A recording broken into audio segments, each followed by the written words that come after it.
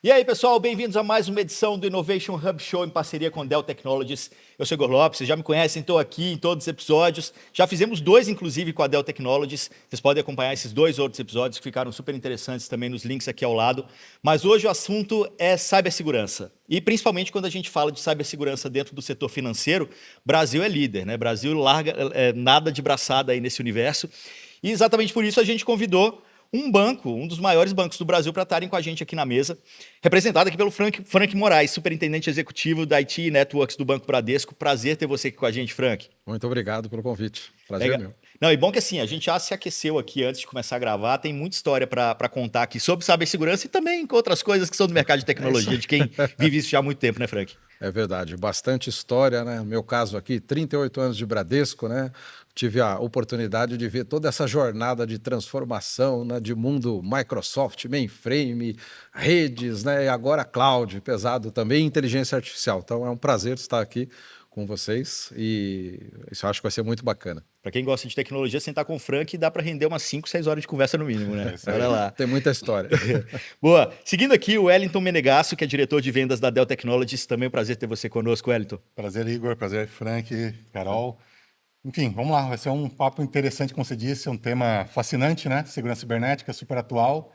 Vamos lá contribuir com o que a gente tem visto no mercado, ouvir as experiências aqui do Frank com o Bradesco também. Perfeito. E para completar aqui a mesa, a Caroline Manetta, que é líder de vendas para a plataforma de segurança da Dell Technologies. Também é um prazer ter você conosco, Carol. Também o pessoal do canal já conhece a Carol, aí de outros vídeos que a gente fez, né, Carol? Prazer. Sim, prazer. Prazer estar aqui com vocês hoje. Esse bate-papo vai ser bem gostoso. Eu tenho mais de 15 anos no mercado de segurança de informação, então também é muita história para contar, né? E muitas coisas que a gente compartilha com diversos clientes. A área de segurança, como você falou, bancária, é líder nessa questão. Então vai ser bem gostosa a conversa. Legal. E seguindo de lá para cá, então, ó, de 38 anos de mercado para 15 anos de mercado, né? Você tá ali no meio do caminho, né? Eu tô com 26. Boa, então, muita história para contar, cara. Vamos voltar 38 anos atrás, Frank? Conta aí. Cibersegurança 38 anos atrás. O que se falava? Ou se falava sobre isso? Olha, ironicamente, né? Eu falo que cibersegurança na minha vida parece que é um karma, né? Eu entrei no banco como office boy, né, o famoso contínuo. Depois de 1 ano e meio, eu fui convidado para compor uma equipe que estava nascendo chamada Segurança Lógica, que o objetivo era criar políticas, instalar um software chamado HackF, fazer as configurações iniciais. Então, acho que assim, né, no meio bancário, né, a questão de segurança ela está intrínseca, né, na jornada. Sempre, né, na minha carreira eu observo isso, né, tá entre os top 3 preocupações, pontos a serem tratados, né? Acho que muito bacana, nos últimos anos a gente viu a questão da usabilidade, né? Porque tinha muito isso, né? Vamos proteger, travar, não pode passar, né? Até eu tinha um diretor que falava, tá fácil fazer a segurança, despluga o canal SCOM que ninguém vai acessar, tá tudo resolvido, né? Então, assim, acho que a questão de usabilidade, ela também tem que estar na mesa, que a segurança ela tem que compor para uma melhor experiência do cliente. Wellington, quando seu começo de carreira ali, o que você lembra que se falava de cibersegurança? Sabe que o Frank comentou aqui do HackF, eu iniciei minha carreira na IBM e a primeira contato que eu tive com segurança foi justamente com o HackF, né? Obviamente, de lá para cá, muita coisa evoluiu, né? E hoje, segurança cibernética é uma das 3 prioridades de qualquer CIO em qualquer indústria, né? Obviamente, no setor bancário ainda mais, né? Mas hoje é uma prioridade para qualquer CIO, né? Carol, e você, lembra o que é assim, do começo de carreira, quando se fala sobre isso? Olha, eu gosto muito de uma analogia que fala que a segurança é que nem o freio de um carro, né? A gente não coloca o freio no carro para parar, a gente coloca o freio no carro para que a gente possa acelerar e gerenciar qual que é a velocidade que a gente vai utilizar em curvas, em manobras específicas. Então, acho que a segurança ela tem que estar sempre alinhada com as expectativas do negócio, com o crescimento do negócio. A gente só vai conseguir crescer o negócio e realmente atingir os objetivos se a gente tiver a segurança como nossa aliada. Perfeito. Eu lembro lá do começo, meu XTzinho, estava contando o primeiro da cidade, Nova Era lá, né? O primeiro computador da cidade era o meu. Peguei, foi muito vírus ali, baixando nos disquetes que eu comprava dos joguinhos, né? Eu vinha com os vírus e o antivírus naquela época você tinha que atualizar, sei lá, uma vez a cada mês, né? Pensa nisso, essa realidade de hoje. E aí eu tô falando isso mais pro ponto da conscientização e da educação em cibersegurança. Naquela época, né, você aprendia na marra. Era na hora que chegava o vírus no seu computador que você começava a tomar cuidado. Hoje já não é mais assim, né? Tem todo um ecossistema, toda uma estrutura para poder garantir essa segurança, mas a conscientização continua sendo a questão crucial aí, né, Frank? Aí você falou aí, me disparou aqui um bit de nostalgia também. O meu primeiro foi um TK-85, Olha aí. equipamento Sinclair, que você fazia toda a programação e gravava na fita cassete. E eu lembro de uma passagem curiosa para mim, que foi um joguinho que eu peguei de uma revista, digitei lá, levei 2 horas digitando o joguinho. Na hora que eu fui salvar, deu um pico de energia, perdi tudo. Né? Resiliência, olha, desde o Desde início lá. sempre foi. Olha, a questão de conscientização é questão chave, né? Então, nós temos a ótica dos funcionários, né? Então, tem focos aí, phishing, golpes, né? Tudo isso tem que ser treinado. Tem que ter também o olhar com o cliente, né? A gente tem que ajudar a proteger o cliente, ajudar a fazer cultura. Então, os bancos aí, via Febraban, tem uma série de ações voltados ao mercado nas mídias sociais que vocês podem identificar, voltados a ajudar na conscientização. Nos últimos tempos aí, falando de cyber interno, né? Em momentos de crise, o gestor do negócio também, porque no momento de crise, você chama o gestor e fala, olha, você tem uma situação crítica, vai tirar o site do ar, sim ou não? Né? O que você vai agir? Né? Então, os playbooks, runbooks e todos os treinamentos simulados são fundamentais para preparar, porque é o momento da hora da verdade, é o pênalti da final da Copa do Mundo, ali a pessoa tem que tomar uma decisão e isso pode trazer impacto para a empresa, na imagem e até no próprio resultado de negócio. Né? E por último, eu acho que o board executivo também tem que ter um nível de conscientização, porque o assunto de cyber, né, quem está distante dele pode não acreditar que aquilo é uma realidade. Então, na hora que a gente fala, olha, você carrega o seu celular naqueles totens em área pública e lá tem um risco, a pessoa fala, não acredito. Né? Ou a gente falar, olha, sabe a câmera que tem na sua garagem, que é uma câmera IP? Ela pode ser uma porta de entrada para o equipamento da sua casa, pode ser até uma porta de entrada para chegar na sua empresa, via sua conexão. Né, se você não tiver um controle adequado, coisa e tal, né? Então, a questão de conscientização, essa preocupação, no fim, todos têm que estar com essa preocupação, com esse olhar específico para a segurança. Eu acho que tem aquele mito também, né, de que é só os grandes que estão no risco. Hoje todo mundo, no final das Pelo contas. contrário. A digitalização colocou todo mundo no pé de igualdade, né? Eu acho que conforme as empresas, quanto mais digitais, maior a exposição ao risco. Não tem jeito. E aí o Frank tocou num ponto importantíssimo, que é a conscientização, né? Porque quando a gente fala, tem o tripé ali, né? De tecnologia, processos e pessoas.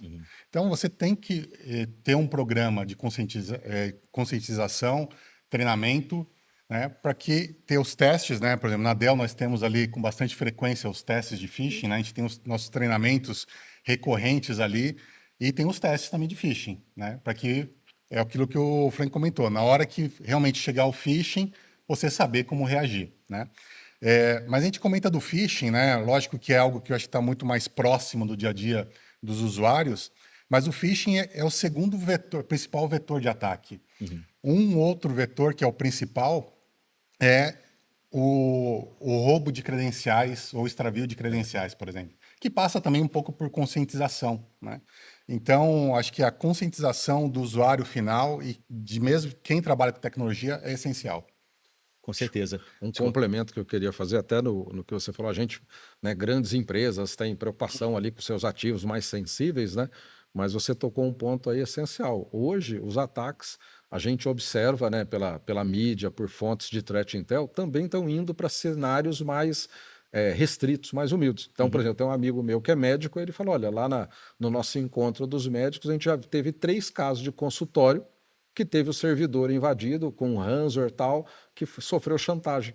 Então, assim, às vezes, né, é um valor menor, mas é um público-alvo de extorsão também, e aí a questão da conscientização das ações também são importantes. A gente nota isso, que os bandidos, eles estão olhando, né, o pessoal do mal está olhando todas as camadas, né? Com certeza. E a gente vai chegar no futuro também, né? O que está por vir aí em termos de cibersegurança quando a gente traz inteligência artificial e as outras coisas que estão acontecendo no mundo agora.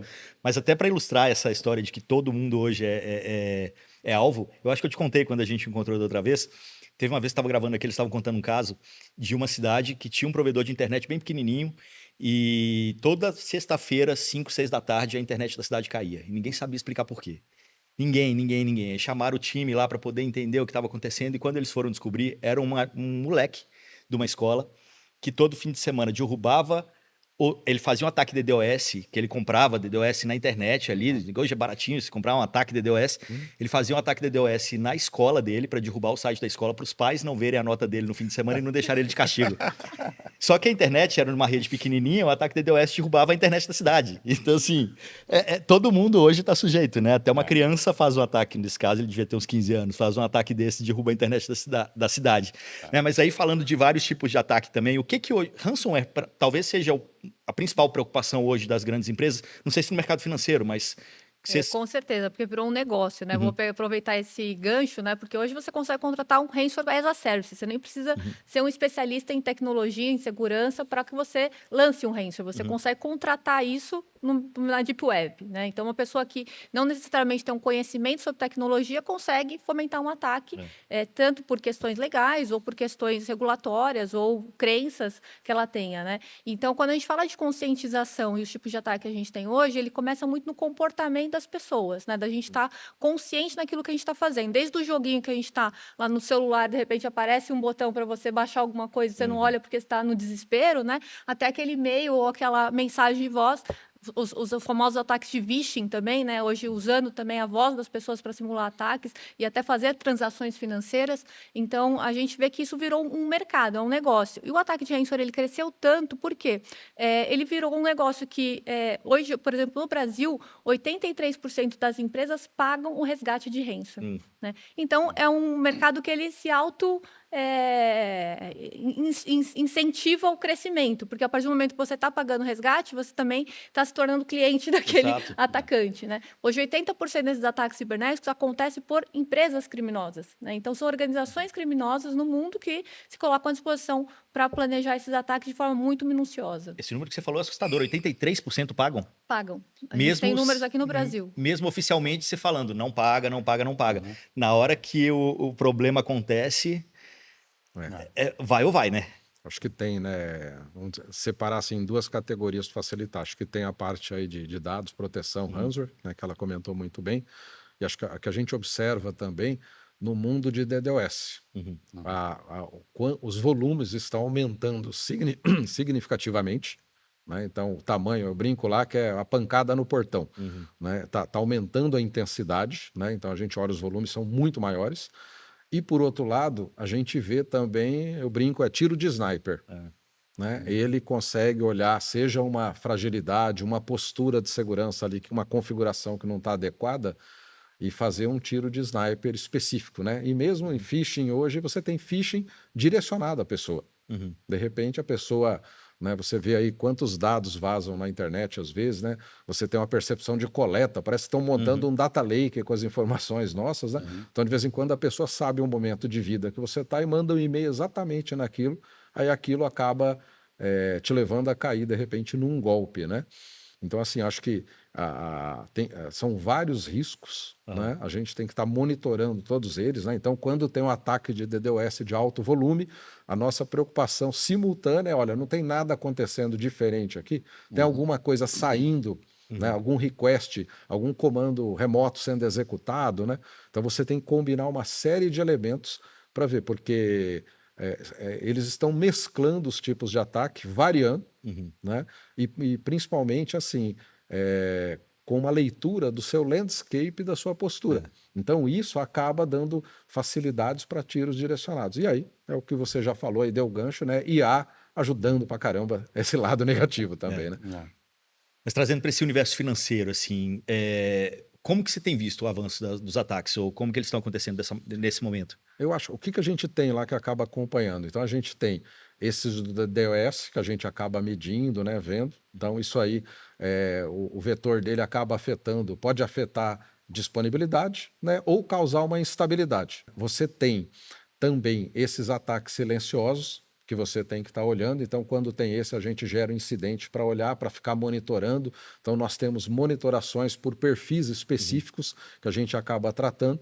Super importante, a área de Threat Intel está conectada, né, porque ela está ali na Deep Web, né, tá coletando informações, então você está vendo campanhas contra o seu banco, coleta de informações, eventualmente, de cartão de crédito, um tipo de cliente específico. Então, todas essas coisas você tem que estar monitorando E aí, qual é o lema, né? Tem que checar tudo. Não pode, não, isso aí. Não. Tudo a gente tem que checar, tem que ver realmente a efetividade das coisas, né? E por outro lado, você tem que estar de olho na sua postura, né? Então hoje também, né, eu esqueci agora o nome do site, mas tem um site que faz a estatística do zero day.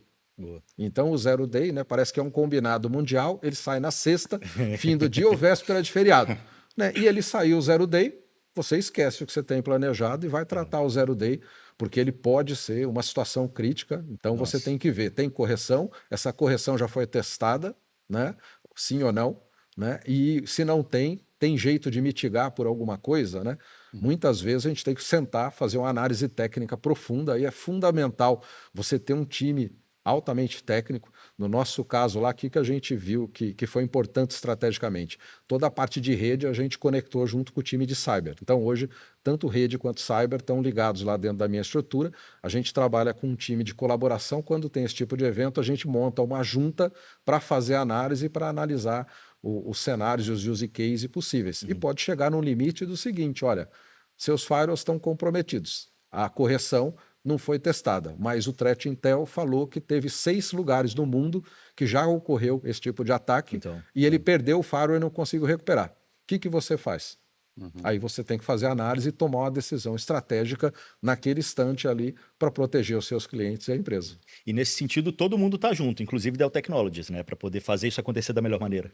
Sim, exatamente. É assim, quando a gente pensa numa estratégia de zero trust, não confiar em nada, né? Ela é super dependente da infraestrutura, né? Então, hoje, quando um cliente ele compra desde um notebook da Dell, um servidor, um storage, uma plataforma de armazenamento, toda ela é construída numa característica de uma plataforma zero trust com todas as camadas de segurança, desde a sua IDRAC, aos seus comandos de múltipla autenticação e também todas as camadas de isolamento e imutabilidade de dados, tá? Então, isso é super importante porque isso já garante para os clientes, como base, uma infraestrutura muito mais segura.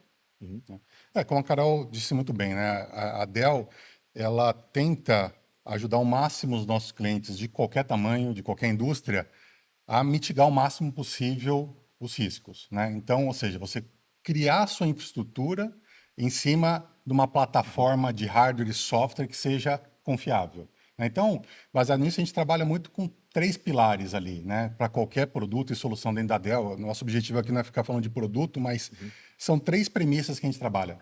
Primeiro, é reduzir a superfície de ataque, né? O máximo possível.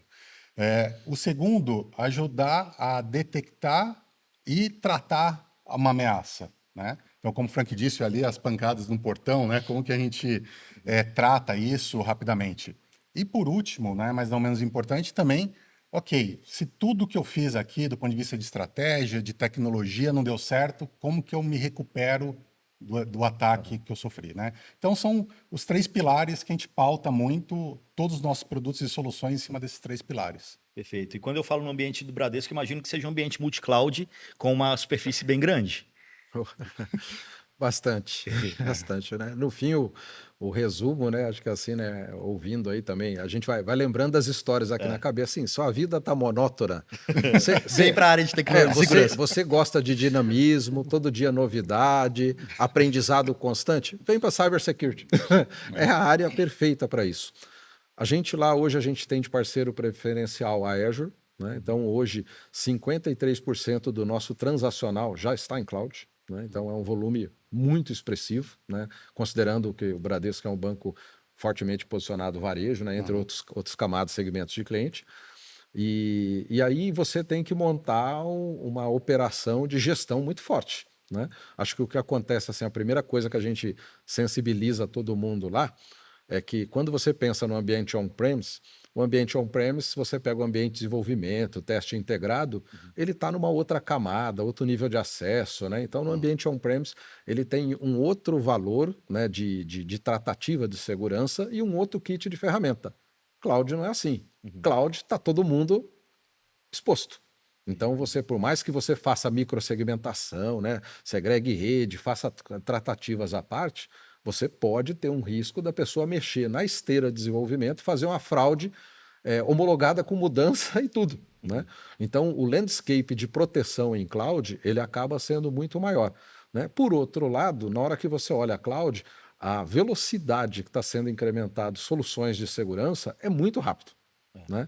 Então isso acaba dando um conforto para a gente no aspecto de gestão, para montar painéis de gestão, né? Fazer controles de avaliação de quantos de frameworks implementados. Então aí ó, os controles do NIST, quantos nós temos, do CIS, do próprio provedor, por exemplo, a própria Microsoft tem uma avaliação, você avaliação de postura, né? Ferramentas de ataque, de ver brechas, né? De correlação.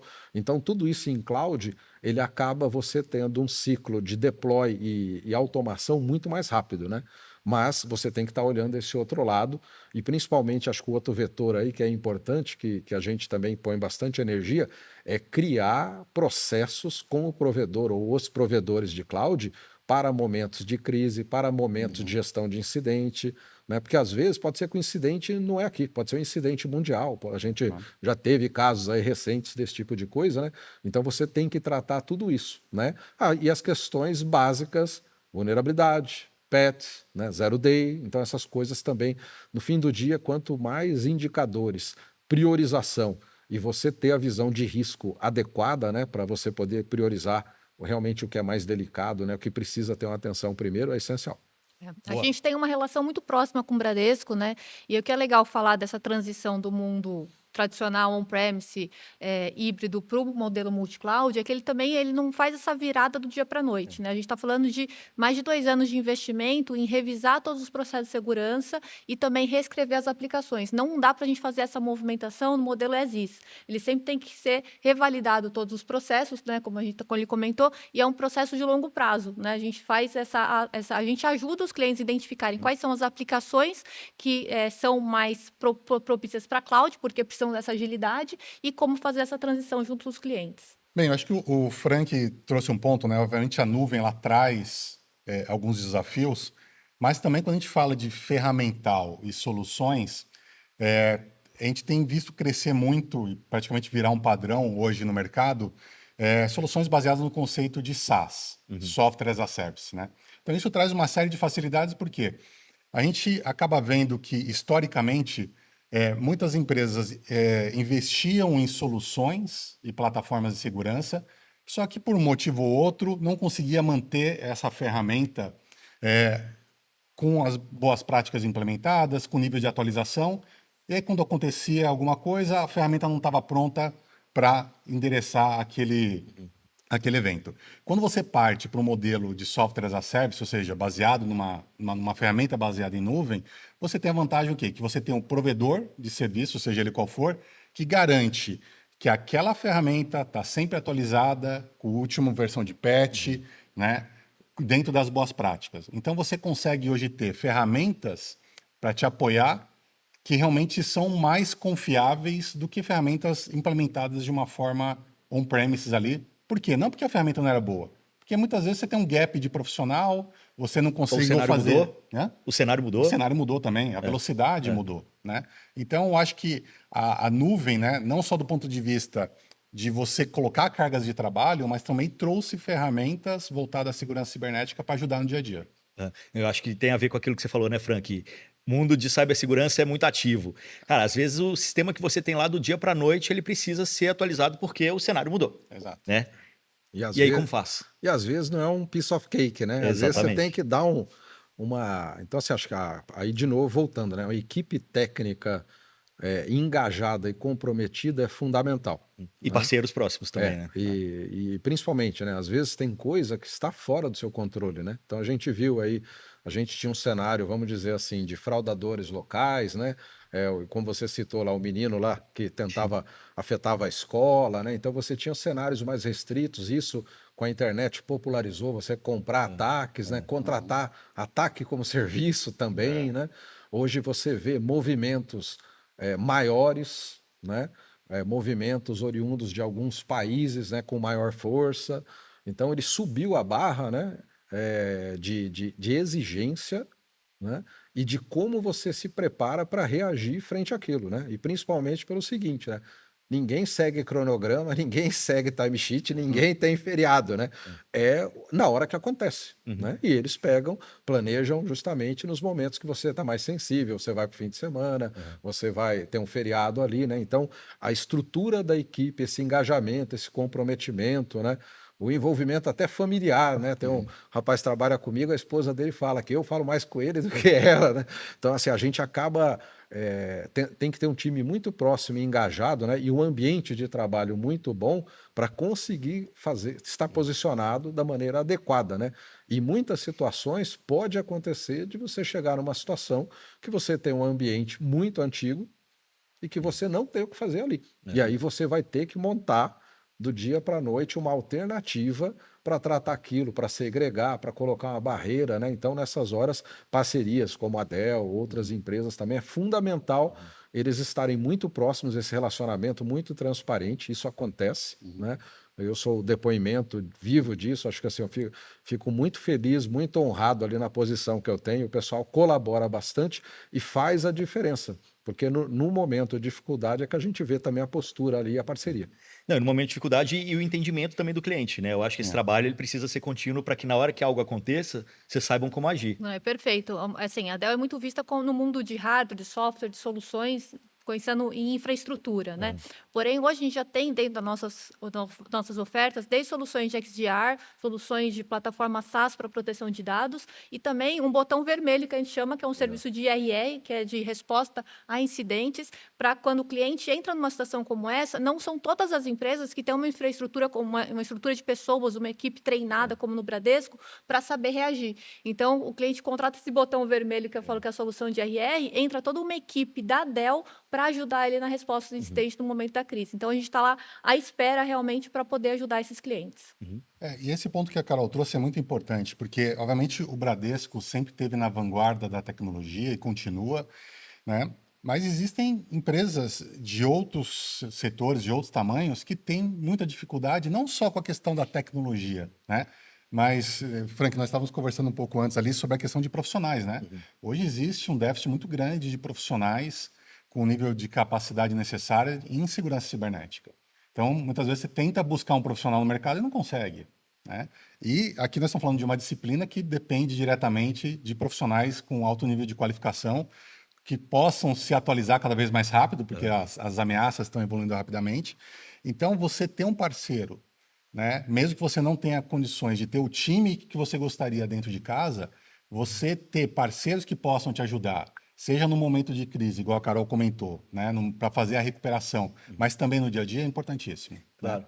Não, eu acho que sim, tem uma outra questão que sempre se fala que o grau de maturidade das instituições financeiras brasileiras é muito alto, né? Então eu acho que também, ao conhecer estruturas como a do Bradesco, trazem conhecimento para a própria Dell aplicar em outras indústrias, em outros clientes, né?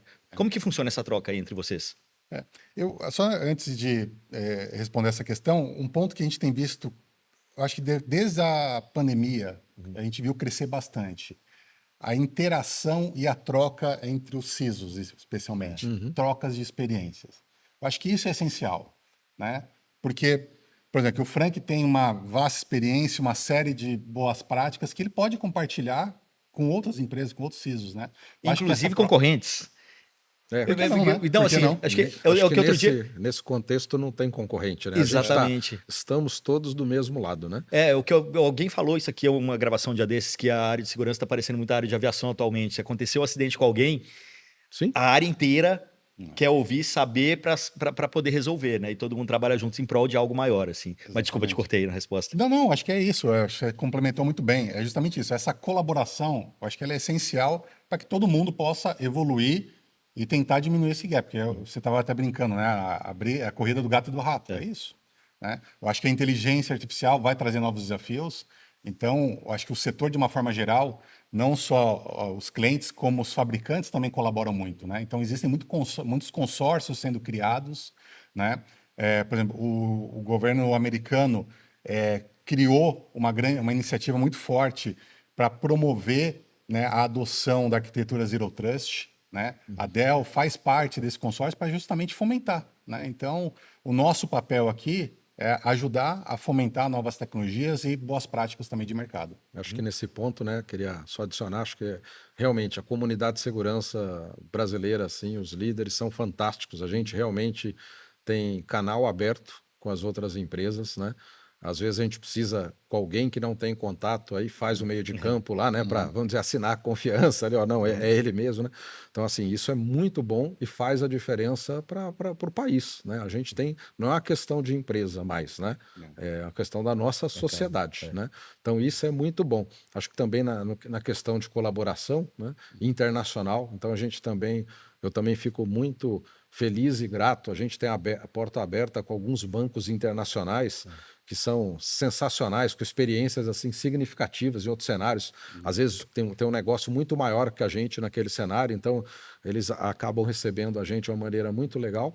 E alguns fóruns a gente também participa montados por empresas. Então, por exemplo, esse ano eu fui num fórum, é um conselho de risco em cloud de 17 bancos do mundo. Então, eu fui num evento em Londres, aí nesse evento teve o regulador mostrando a lei lá, a DORA, que é de resiliência, né? Então, assim, fantástico, né? Então, toda essa conexão, né? Acho que o mundo cada vez está mais interconectado, o sistema brasileiro, acho que ele começou lá atrás já com o SPB, né? Na hora que você ligou tudo, você criou uma cadeia de dependência, né? E uma cadeia super forte que faz bem para o país. Perfeito. E assim, a gente está falando de duas grandes empresas aqui, né? Dell Technologies e Bradesco, mas ainda assim o dinheiro não é infinito quando se fala em segurança, né? Pelo contrário. Como fazer tudo isso? Como entrar nessa briga de gato e rato com recursos que vão chegar no teto em algum momento? Eu não posso simplesmente querer fazer tudo. E como vocês já falaram muito bem aqui, é cada vez mais desafiador, cada vez mais coisas acontecendo. E aí, como tá por dentro de tudo que está acontecendo, como tentar fechar todas as portas possíveis e, enfim, equilibrar Então, esses pratos todos? tem uma brincadeira, só comentar, tem uma brincadeira que eu faço com o meu time. Fala, pessoal, isso aí é metodologia cartomante. Aí eles, o que é isso? Eu falei, não, você precisa olhar do passado, né? Ou seja, nós somos uma empresa que tem uma série de empresas que nós compramos que tem coisas do passado. Qual é a situação do passado? Né? Tem sistema que atualizou, tem sistema que talvez não esteja na última atualização, né? Tem outras empresas, então você tem que olhar o seu landscape que tem aí. O presente, o que você está construindo, quais são as práticas, está no estado do que deveria ser, como é que você faz gestão e garante isso. E o futuro, para onde você está indo, quais são as ameaças. Tem que juntar esses 3 vetores, colocar num desenho de arquitetura, cruzar com um desenho de risco, e esse ser é vivo. Ele guia isso, e aí, assim, vai chegar o momento de escolhas, né? O que a gente tem percebido também, muitas ferramentas e soluções caminhando para cenário de outros, né? Então, ele tinha um propósito, agora ele está fazendo aquilo e mais outro, né? E o cenário de SaaS é um facilitador, porque eu posso habilitar uma solução agora, chegou no fim do ano, aquilo lá pode ser que não evoluiu a contento, ou pode ser que não seja interessante mais para mim, eu posso migrar para outra sem grandes pesos, né? Antigamente você tinha um rollout, uma configuração, então tinha um trabalho muito mais difícil. Então essa equação aí de balizar as coisas, pilotar as ferramentas de segurança no seu landscape e fazer as escolhas relativas ao que é de maior risco para a organização, e isso acaba sendo uma peça de comunicação executiva. Porque na hora que ele olha lá, olha, é um quebra-cabeça com 100 peças. Aqui eu tenho essas 30 coisas, eu tenho peça colocada, esses aqui não. Aí, pô, mas o que acontece se eu pegar ali? Ó, acontece isso, isso, isso.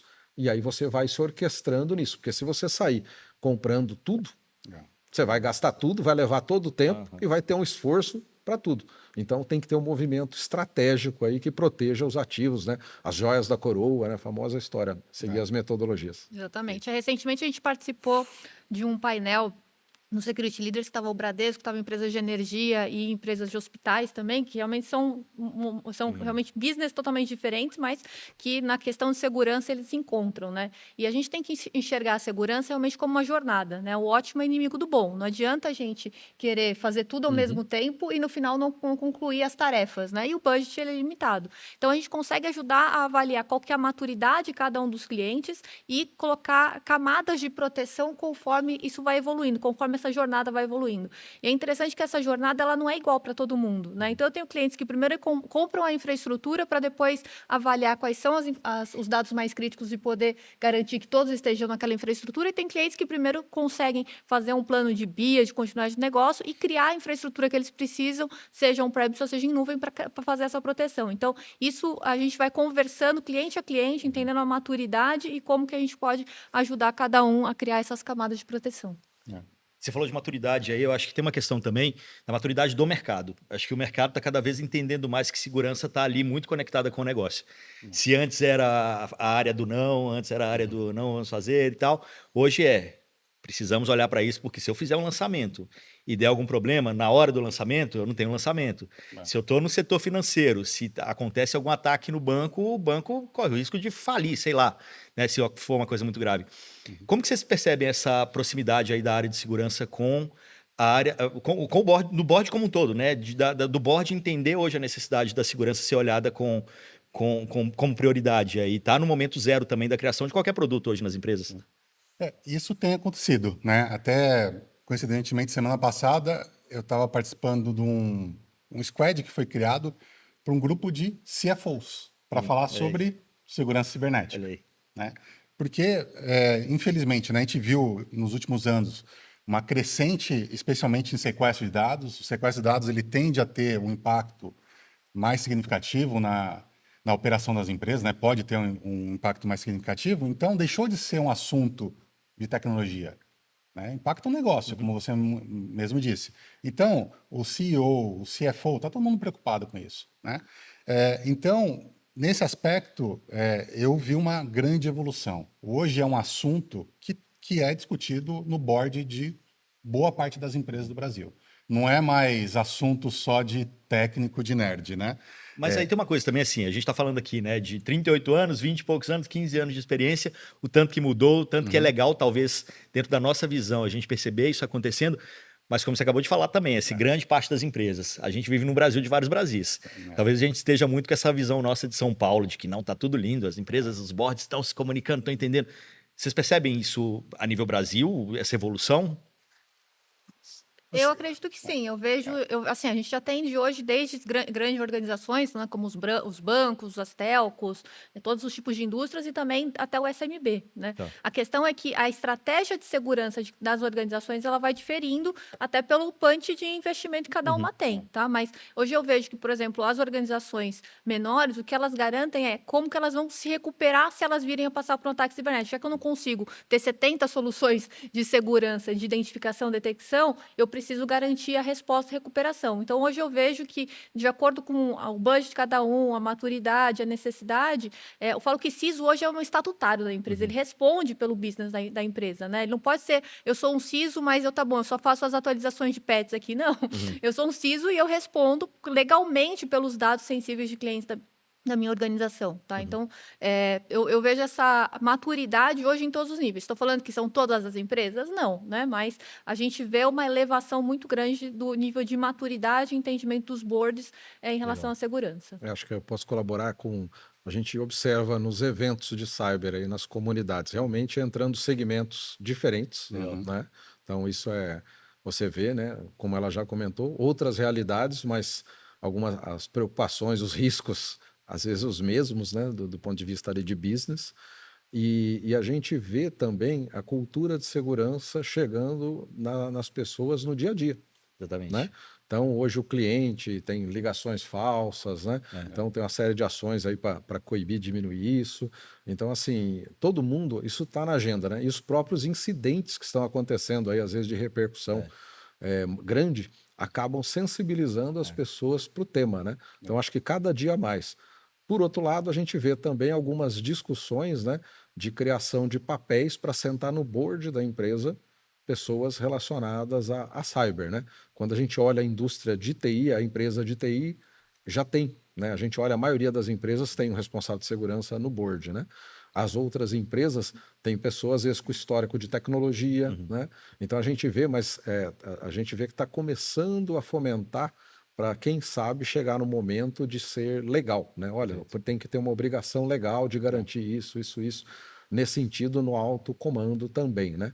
Hoje acho assim, conhecimento, sensibilização já existe, né? Acho que está tocando o coração e o bolso de cada um, né? O Exato. impacto é grande. Não, e se você que está assistindo aí ainda tem sua equipe de TI debaixo da escadinha ali, toma cuidado, né? É hora de entrar em contato com o pessoal aqui para poder entender como evoluir. Inclusive, deixando os contatos da Dell aqui do lado também, para vocês entrarem em contato aí e conhecerem mais as soluções. E só complementando, né? Você perguntou como é que está no Brasilzão como um todo, né? Claramente está evoluindo, tá? Por exemplo, nós como fornecedores de tecnologia, obviamente a gente tem contato, a Carol trouxe bem, com empresas de todos os tamanhos. E a gente vê hoje, por exemplo, nos contratos de fornecimento, né, entre as empresas. Então, quando uma empresa ela faz ali uma RFP e vai fechar um contrato de fornecimento com a Dell, a gente tem visto cada vez mais nos contratos das empresas a preocupação da segurança na cadeia de suprimento. Para garantir que o quê? Que esse é um aspecto importante também. Porque a Dell, por exemplo, ela desenvolve hardware, desenvolve software. Quem garante que eu estou usando as boas práticas de segurança no desenvolvimento dos meus produtos? Entendeu? Então, a gente tem visto cada vez mais as empresas que estão contratando uma tecnologia preocupadas com isso também. Então, isso já é reflexo de tudo que a gente conversou aqui, né? E é uma preocupação legítima, tem que existir realmente. Sim, perfeito. Associado a isso, eu ia perguntar como que vocês se atualizam também, porque a gente já falou aqui, né, que cada dia é uma novidade. Essa semana eu estava lendo, até comentei com você, Frank, estava lendo uma notícia eu acho que era uma instituição financeira da Inglaterra, que acabou de lançar uma inteligência artificial que simula uma velhinha daquelas que não entende nada para poder gastar o tempo do scammer. Então, na hora que ele liga para determinado telefone, atende a inteligência artificial e fica ali gastando tempo, fazendo pergunta que uma pessoa que não conhece muito de tecnologia faria numa situação, no momento de aplicação de golpe. E aí, com isso, ela consegue deixar o scammer ali preso numa ligação por 2 horas, por 3 horas, e ele, dessa forma, não está atacando o outro. E como a inteligência artificial, ela consegue fazer isso com várias ligações ao mesmo tempo. Isso é o tipo de coisa que está acontecendo o tempo todo, né? Principalmente quando a gente fala de inteligência artificial. Agora, já indo para um lado de tendências, futuro, né? O que vocês enxergam aí como novos passos, novas possibilidades de ataque, novas necessidades de defesa? Já até anteriormente aí comentei a questão da inteligência artificial sendo utilizada para atacar, né? Então ela acaba organizando dados, fazendo análise, né? Pode criar caminhos, criar alternativas, né? Criar variações. Então, do nosso lado, a gente tem que estar mecanizado, né? Com a nossa proteção para poder suportar tudo esse tipo de coisa, né? Então, o que era um crescimento, vamos dizer assim, vegetativo do tipo de ataques, das coisas, agora ele deu uma fatorada, né? Ele deu uma explodida. Você vê essas variações, esses tipos de coisas sendo utilizados, né? E isso acaba pressionando as empresas a rever a sua postura, rever as suas ferramentas. Tem camadas de software que antes não chegava, que agora ele começa a bater lá, que a gente vê. Então, isso leva a gente a se reorganizar do ponto de vista de configuração de ambiente, de criar alternativas. Então, isso tudo, a gente tem área de threat intel que fica pegando esses sinais, temos alguns parceiros estratégicos que trazem isso e a gente vai buscando fazer as adaptações do ambiente para comportar esse tipo de coisa.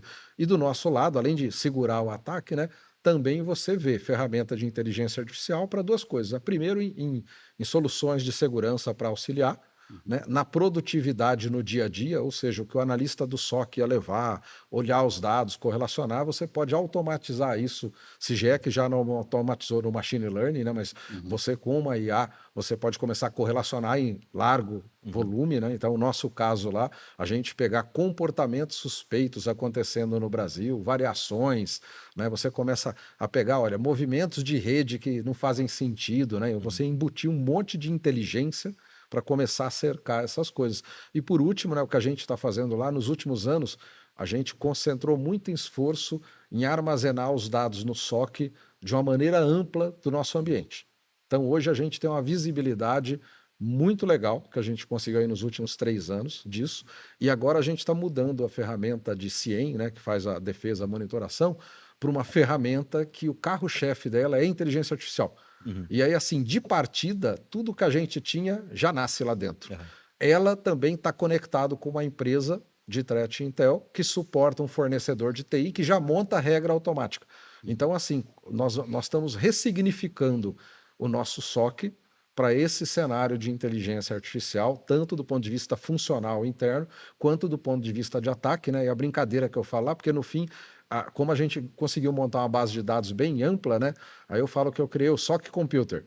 Vai lá e pergunta para ele o que quer, né? Era o meu sonho lá desde o desenho do Batman, né? Que eu perguntava para o Bat Computer. Falei, então você com inteligência artificial, você pode chegar lá e falar, olha, o que acontece de diferente cenário assim, assim, assado. Então a gente está trabalhando agora, estamos no meio dessa implementação, que a gente vê que vai ser algo de ruptura, e na segurança é sempre importante você estar correndo mais que os outros, né? Exato. Então tem que ter, né? E o desafio, né, que eu acho que ela comentou muito bem, pensa grande e implementa em fase MVP, claro, e vai entregando, né? Porque senão a tecnologia é apaixonante, né? A gente pega, começa a mexer com o ChatGPT, Copilot ali, você fica Vai longe. fissurado, aí na hora que você vê, você está fazendo um monte de coisa legal, mas que talvez não fosse o prioritário, né? Então acho que isso é super importante, pensar grande e agir focado. Perfeito. Bom, nesses 15 anos de experiência, parece curto, né? Esses 38, mas eu consegui ver a evolução dos ataques. Então, eu comecei no ramo de antivírus, trabalhando com empresas de antivírus, onde que a gente tratava ali um banco de dados de vírus, de malware, e ficava rodando, né? Até a gente brigava, muitos clientes, que para a máquina, porque é tanta assinatura que ele precisava checar antes de rodar um sistema, que acabava usando muito poder computacional com máquinas que eram mais antigas, né? E aí, depois da evolução desses ataques, né, a gente saiu de um antivírus que trabalhava com assinatura para um modelo comportamental, que aí é o que a gente já vem, essa estratégia de ciência, e agora esses ataques por missões, quando a gente pensa em inteligência artificial, onde a gente não usa um único tipo de ataque. Quando a gente olha M3 de ataque, são vários tipos de ataques que trabalham juntos para completar aquela missão de ataque, né? Então, hoje a gente não tem que usar só a inteligência artificial para fomentar os ataques, mas também usar ela para se defender. A questão é que a inteligência artificial é tão inteligente quanto que ela foi treinada para isso. E ela também tem que ter as suas barreiras de validação, de identificação, para ver se está no caminho certo. Então, a gente consegue ajudar os clientes também a implementar a inteligência artificial de forma inteligente, conhecendo esses caminhos para validação de dados sensíveis, e questões de se aquele dado que está sendo tratado ali realmente era apropriado para a camada onde está sendo trafegado aquele dado dentro dos sistemas. Tá. Eu acho, sem dúvida alguma, a principal tendência que vem para revolucionar é a inteligência artificial, né? Eu acho que ela vai ajudar muito, especialmente empresas menores, né? A gente falou um pouco aqui sobre o déficit que a gente tem de profissionais, né? Então, a partir do momento que eu tenho ali uma IA generativa para poder ajudar na hora de responder uma ameaça, detectar uma ameaça, isso, obviamente, vai aumentar, certamente, o nível que as empresas vão encarar as ameaças cibernéticas, né? Eu acho que esse é um aspecto. Por outro lado, o que a gente tem visto também como uma tendência é incorporar a inteligência artificial dentro dos produtos. Então, por exemplo, falando do que a Dell está fazendo, a gente está incorporando inteligência artificial para ajudar os nossos clientes sobre vários aspectos, inclusive com a questão de postura de segurança cibernética. Então, vou dar um exemplo prático aqui, 2 exemplos práticos. Hoje a gente tem um serviço SaaS, igual eu comentei, rodando isso em nuvem, que analisa todo o parque de servidor, armazenamento, produção de dados dos nossos clientes, e baseado nos dados de telemetria diz o seguinte, olha, você não está trabalhando com as configurações básicas alinhadas com as boas práticas de segurança. Isso ele vê num dashboard, de forma simples. Então, isso pode parecer algo muito simplório, mas muitas ameaças, né, e muitos vetores de ataque começam por ali. Então, esse é um aspecto. O outro aspecto é olhar para os dados. Então, aqui eu já estou falando um pouco de armazenamento de dados, né? Então, a Dell, como líder em armazenamento de dados, o que a gente tem feito? A gente incorporou inteligência artificial para analisar anomalias em cima da massa de dados dos clientes. Então, às vezes, baseado numa alteração, num padrão de acesso, baseado em tudo que eu aprendi já analisando aqueles dados, eu consigo identificar, olha, aqui pode ter um vetor de ataque. Então, tudo isso sem um custo adicional associado para o cliente. Então, você comentou, né? O dinheiro não é infinito, realmente, né? Então, o que a gente traz de tecnologia na camada básica da infraestrutura para ajudar as empresas a detectarem e responderem mais facilmente a uma ameaça cibernética. Perfeito. E você comentou aí, né? Na hora que a gente olha tudo isso, né? Então você tem o seu conglomerado, Só que você tem os seus parceiros de negócio na cadeia de valor, né? Aí, como diria uma antiga chefe minha, ela falava, e aí é outro chopp ou outra batata, né? Por quê? Você pode ter em SaaS, você pode ser um serviço BPO, você pode ser uma conexão VPN, uma conexão direta, lá a pessoa acessando seu ambiente, trocando informação. Então, essa visibilidade da sua cadeia de valor, né, ela passa a fronteira, né? E aí eu acho que começa a tocar, que a gente tem percebido a questão do arcabouço legal, né? Então, na hora que a gente olha, o caso do Bradesco, que tem unidades no exterior, você começa a olhar, né? Às vezes tem uma lei que lá é de um jeito, aqui é de outro, nos Estados Unidos é de outro. Então é ideal, né, o que a gente vê alguns movimentos acontecendo lá fora de equalização das leis. Para você poder ter o Sim, isso é super mesmo importante. baseline, o mesmo ponto de relacionamento, porque senão vai ficar muito difícil trabalhar e muito custoso, né? Então, isso acho que é um ponto aí essencial, né? A gente olhar a cadeia de valor, mas sempre estar de olho na lei, né? E a IA, a inteligência artificial, é algo que ainda encontra-se em discussão, né? O aspecto legal, o que se trata, né? Olha, o nível, né? de até onde vai, né? A questão de tratativas de dados, né? E aí, se a gente começar a exponenciar, né? Você fala, peraí, mas e o caso que saiu na mídia lá do aspirador de pó É. que estava te ouvindo e o cara invadiu e fala com você, né? Ele está dentro da sua rede, ele está lá na conexão Wi-Fi da sua casa, né? Então, assim, começa a ampliar esse escopo, por isso que eu acho que o arcabouço legal é super importante para poder pavimentar a indústria como um todo, porque senão você vai começar a ter problemas de fronteira, né? Igual quando você vai acessar o app de um banco, aí, pô, ele está fora do ar, aí você vai ver, não, é a operadora de telecom que está com problema naquela região, né? Então, assim, no fim, a gente acaba ajudando, porque identifica alguns pontos, acaba interagindo, né? Então, assim, todo mundo se ajuda, né? Porque todo mundo quer atender o cliente, né? Só que quanto mais flat for isso, mais conseguir equalizar, melhor vai ser para a sociedade. Não, acho que é um ótimo ponto esse, assim, que você trouxe, porque IA é global, de uma certa maneira, né? A gente está falando aqui com dois players que estão ditando esse futuro, né? De uma certa maneira. A Dell Technologies como infraestrutura, vocês no setor financeiro, das maiores instituições do mundo. E aí, o que eu adoro no meu trabalho é isso, é porque eu tenho oportunidade de conversar com pessoas, por exemplo, e aqui eu vou abrir algo que você me contou, já teve a oportunidade de sentar na mesa com Bill Gates, com Steve Ballmer, com Larry Ellison. Você assistiu a aulas magnas incríveis aí, eventos do mundo inteiro que você estava me contando. E na época não tinha máquina digital aqui, então eu não tenho celular. prova.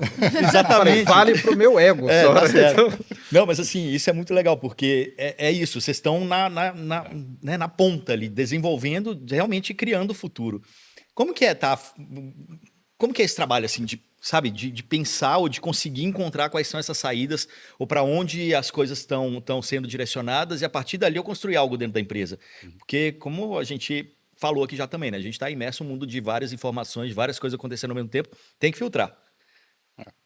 Eu vejo Sabe? assim, a gente tem vários treinamentos na Dell para que a gente se mantenha atualizado, mas essa troca com os clientes é muito importante, né? Então, até vou juntar a sua pergunta com um assunto anterior que o Frank falou em relação à camada legal, né? Então, a Dell começou a captar, por exemplo, dos nossos clientes, da demanda de mercado, de que a gente podia trabalhar na área técnica, como a gente já era reconhecido, muito bom nisso, de ajudar os clientes tanto antes do ataque, durante um ataque e após um ataque, como se comportar, como se proteger nessa questão, mas a gente foi muito além. Então, a gente também desenvolveu na Dell uma oferta chamada Cyber Revolution, que junta outros parceiros de mercado, por exemplo, escritórios de advocacia para ajudar os clientes nessa camada legal e também seguradoras para ajudar os clientes na camada financeira também de um ataque cibernético, vai muito além. Então, acho que para a gente também poder entregar o melhor para os clientes, a gente também busca no mercado parcerias que complementem essas necessidades, porque hoje não é possível você saber de tudo o tempo todo, né? Mas você usando parceiros de mercado e ouvindo os clientes, quais são as necessidades do mercado, a gente consegue construir essas pontes. É isso, ouvir cliente, né? Sempre. acho que eu posso contar uma história, né? Acho que é importante você ter a estratégia e o propósito, né? Então, a estratégia, ela consome lá o cenário, aonde você quer estar, né? E aí o propósito, o resultado que você quer agregar. Então, eu vou voltar no tempo aqui também. Também, é o que eu comentei, né? O banco me deu essa oportunidade de participar de reuniões, fóruns com essas pessoas que você citou. Para mim, assim, eu sou eternamente grato. Para mim é sensacional. Eu sempre amei o conhecimento e isso é muito legal, né? E uma das pessoas que eu também tive o prazer de conviver ali, né? Próximo ali, passou do meu lado ali, eu troquei duas palavras, foi o fundador do Bradesco, o Amador Aguiar. Legal. E o Amador Aguiar, né? A gente que está lá há muito tempo já conhece, tem uma série de histórias, né? E aí, recentemente, teve alguns livros aí que saíram que trouxeram à tona alguns detalhes, né? Eu queria só comentar uma, que eu acho muito legal, né?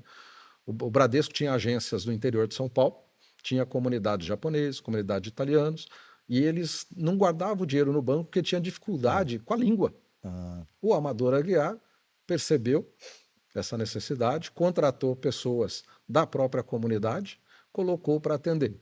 Então, assim, eu acho que quando a gente vai tratar, né, o aspecto de cyber, acho que tem duas cadeiras fundamentais. Hoje a minha visão é essa, amanhã pode ser que mude, porque o mundo está mudando. Tem que ter o pessoal técnico altamente capaz, que consegue interpretar as coisas, montar os desenhos, soluções e guiar a gente, né?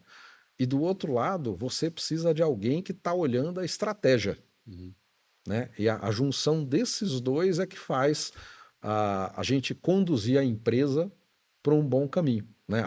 A pessoa da estratégia vê os riscos, né? Ajuda a priorizar, ajuda a guiar, né? Captar esses sinais, né? E hoje eu acho que o desafio de cyber que não é uma questão de uma empresa, né? Nós estamos falando da sociedade, estamos falando do país, estamos falando no mundo, né? Como ela se posiciona, está na internet perante o mundo, né? Clouds, alto poder computacional, né, sendo utilizado por você, utilizado pelos atacantes também, pode acontecer. Então, esse ecossistema, a pessoa de estratégia também é fundamental para ajudar a pessoa técnica. A pessoa técnica está no meio, atendendo a incidente, tratando, investigando situações, Tá no né, dia a dia, né? ajudando a evoluir as atualizações, corrigir os patches, né, tratar vulnerabilidades, né? Então, você acho que tem duas agendas. Porque a pessoa técnica, o cenário de cyber, como fatora as necessidades que você tem que dar atenção, né? E o dia também só tem 24 horas, você tem que ter alguém olhando isso aí, né? Olhando o mundo, lendo, né? Você tem as empresas de tecnologia, você tem visões de governo, órgãos governamentais que compartilham informações também. Então é importante ter alguém fazendo esse trabalho, porque a pessoa técnica está lá suando para resolver o problema do dia a dia. Então eu acho que a composição desses dois cenários acaba ajudando, dando uma sustentação fundamental para as empresas. Perfeito. Vocês querem complementar? Não, o Frank brincou no início ali, né? Ó, se você não quer, você acha que sua vida está monótona, vem trabalhar com segurança cibernética. Eu acho que é isso mesmo. E especialmente, eu acho que quando você trabalha com tecnologia, o conceito do continuous learning é essencial. E em segurança cibernética ainda mais, né? Eu acho que além disso também a troca. Eu acho que todo profissional que trabalha com segurança cibernética ele tem que estar disposto a trocar com outros profissionais, né? Eu acho que o Frank trouxe muito bem ali. Existe uma retroalimentação, seja com os provedores de tecnologia. Então, a Carol comentou, poxa, a gente ouve muito os nossos clientes para saber o que seria interessante a gente incorporar nas nossas plataformas, nas nossas tecnologias, para facilitar a vida deles. E os profissionais também, eles têm que estar abertos para trazer esse feedback, né? Não pode ser, não, eu não vou comentar nada ali com a Dell. É importantíssimo esse feedback, né? Então, eu acho que qualquer profissional hoje que trabalha com segurança cibernética, primeiro, ele tem que estar disposto a estar aprendendo diariamente, que é isso mesmo, é diariamente tem que estar aprendendo, e trocar experiência, seja com seus pares, seja com outras indústrias e com os fornecedores. E acho que a boa notícia, assim, né? No Brasil, nós temos pessoas incríveis, assim, que o nível de qualidade é altíssimo, né? Então, assim, eu nesses 3 anos e meio que eu voltei para a parte de segurança, assim, eu tive a oportunidade de conhecer algumas pessoas, assim, que você fala, ó, tá entre os 10 maiores do mundo, são pessoas incríveis aí que estão nas empresas, né? E, então, assim, é muito legal, né? E aí eu acho que é isso, tem que ter a colaboração e a humildade, né? Então, assim, a gente, acho que tem que sempre isso aí, buscar conversar, entender, né? Colaborar, que faz toda a diferença. Não, e a gente está falando aqui, né, que é um mundo que não é monótono. Não tem muito tempo que a gente começou a falar de IoT. Pandemia, trabalho remoto, aumento de superfície era, né, o assunto da moda. Agora, inteligência artificial. E a gente ainda não tocou num ponto que vai começar a ficar cada vez maior agora, que é computação quântica. Se a gente vai para esse lado, já estão pensando em computação quântica lá no Bradesco? Sim, o projeto lá de Quantum está dentro da diretoria da Cíntia, né, que também está com a minha equipe, a parte de segurança está comigo, né? Então, o Luciano lá que trabalha comigo, que é um gênio, o cara, não dá para conversar com ele, né? Que ele leva a conversa para outro patamar, é fantástico, né?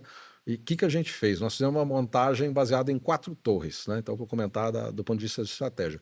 Primeiro, a gente tem toda a parte de inteligência olhando aí os padrões, o que está acontecendo com os padrões mundiais, quem que saiu, que está funcional, que não está funcional, como é que isso aí está evoluindo. Então, para isso, a gente tem a IBM de parceira carro-chefe. Hoje, os computadores quânticos lá, acho que ela talvez seja o que esteja mais avançado, então a gente tem uma conexão direta lá dentro para a gente estar bem sincronizado do ponto de vista do que está acontecendo para coordenar as ações. Depois a gente tem uma torre baseada em use cases. Então, ó, eu preciso resolver questão de criptografia de transação, eu preciso resolver proteção de chave, eu preciso resolver questão de transmissão, né? Então a gente tem esses use cases, já trabalha com vetores lá em laboratório, parceria com outros institutos para fazer simulados já em cima disso, né? Para começar a olhar. Tem um outro vetor que é o seguinte: engenharia de excelência. Ou seja, os padrões estão começando a sair, o NIST já se manifestou, né? Então é o seguinte, como é que fica a minha esteira de desenvolvimento? Eu tenho que criar um componente arquitetural para cada um desses use cases, esses propósitos, já está estruturando isso, já ter um mapeamento do meu inventário de ativos, aonde eu tenho, né? Imagina, uma empresa de tantos anos, aonde tem criptografia? Para tudo que é lugar. Né? Então você vai ter que priorizar o que está exposto para a internet, o que não está exposto, qual o nível de risco daquilo que está lá dentro. Então essa parte de engenharia de excelência é importante para você preparar o time para desenvolver, ter os componentes, os padrões, tudo já, e a equipe qualificada para isso. E por último, o pilar é o pilar de governança. Ou seja, você vai ter que ter uma questão de políticas voltadas lá para o uso do quanto em relação à segurança. Né? Você vai ter que ter uma estrutura específica, né? Quem faz a gestão, a evolução, quem garante tudo isso. Então nós temos esse projeto montado, a gente trabalha tem frente com esses 4 pilares, né? Hoje o parceiro principal realmente é a IBM que está com a gente nisso, e tem algumas coisas em laboratório são impressionantes, né? Então às vezes você olha na mídia, não, é para 2030, aí não, Já mas começou. pode ser que daqui a pouco tenha alguma coisa, né? Então assim, tem que... por isso que a primeira torre é importante, monitora e vai fazendo as ações e principalmente busca parcerias para criar caminho, né? Criar pontes para resolver esse desafio.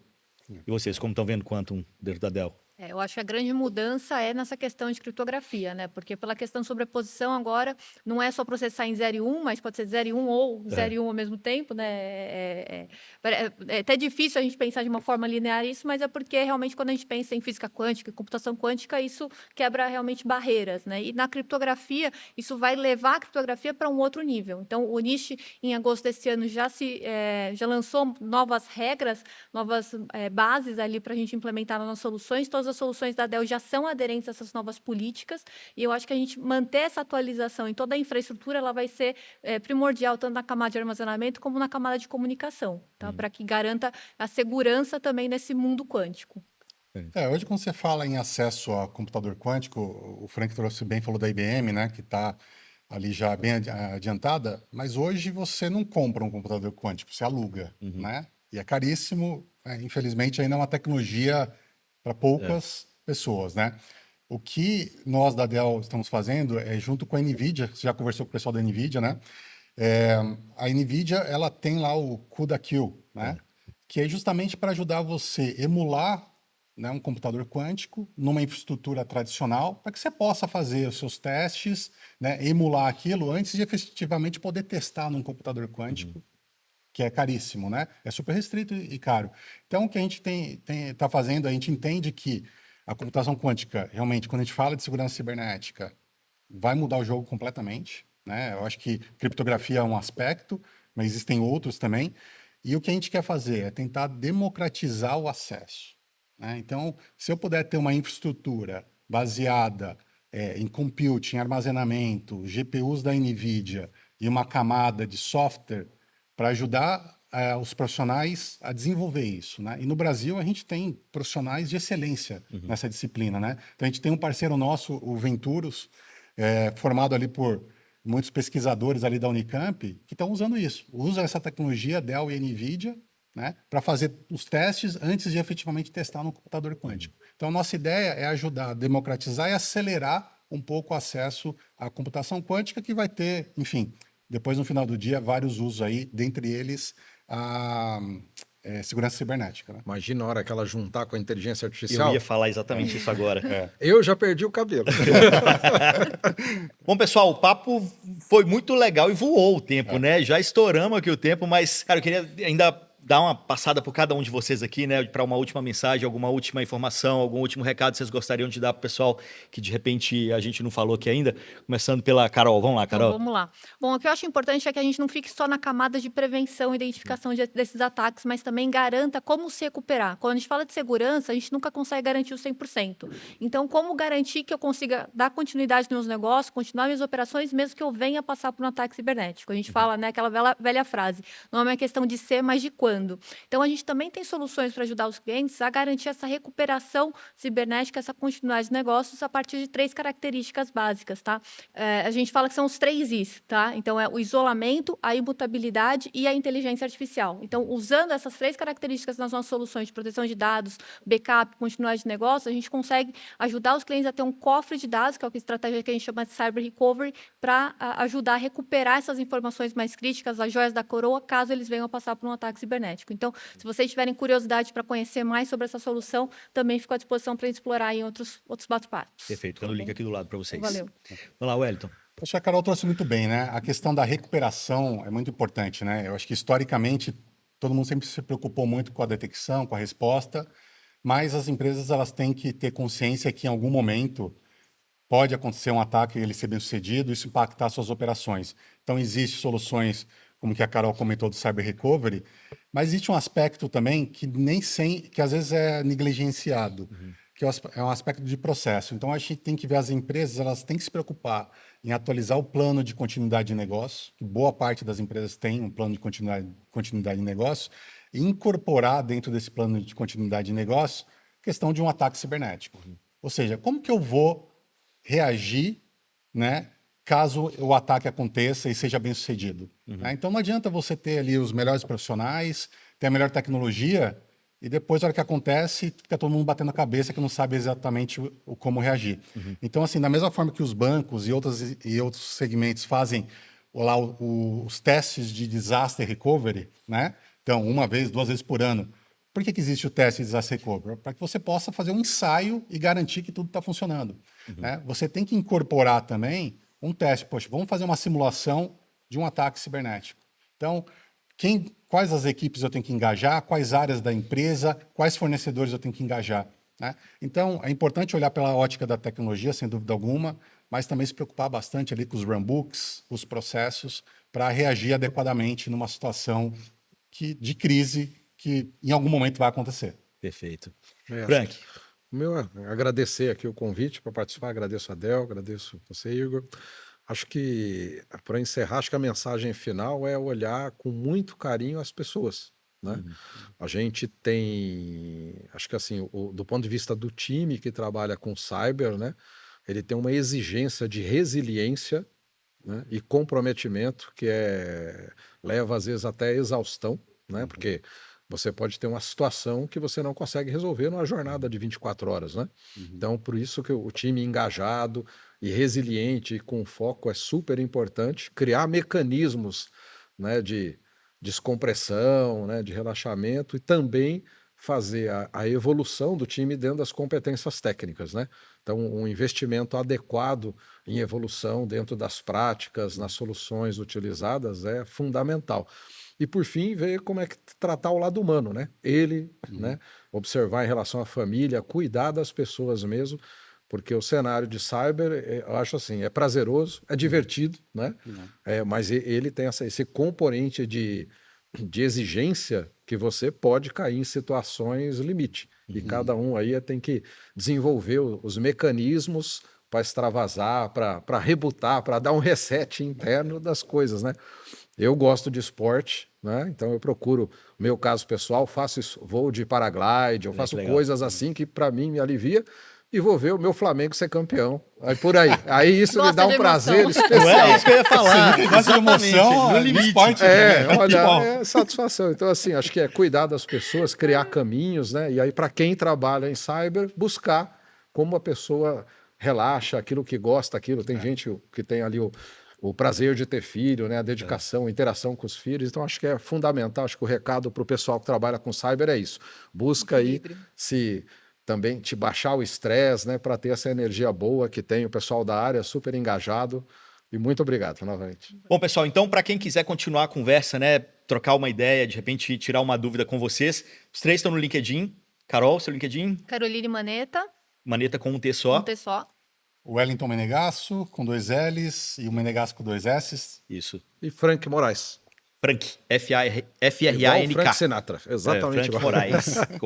Perfeito. E esse é mais um Innovation Hub Show aqui em parceria com a Dell Technologies. Esse é o 3º episódio de uma série de 4 que a gente está fazendo aqui, voltado para inovação na indústria. A gente já teve os outros 2 episódios que vocês podem acompanhar também, clicando nos links que a gente está deixando aqui para vocês. E espero vocês no próximo episódio. Até lá.